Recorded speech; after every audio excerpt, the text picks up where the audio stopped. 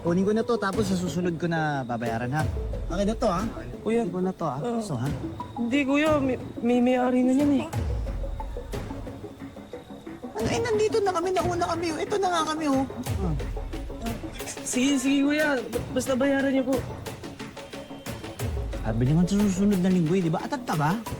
Kuya, kailangan ko po silang pera. May sakit kasi si nanay. Halika, ano bang gusto mo?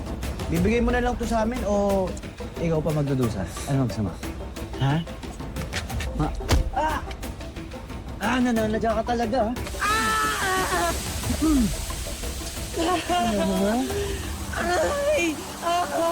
Ano, ha?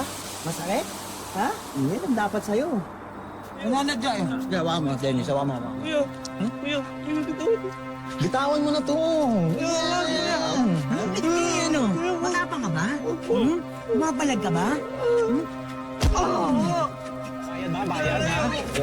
Hindi ko kayo bata. Hindi na kayo naawa. Huwag ka nangingialam dito, ha? Tumakbo ka na, dali mo!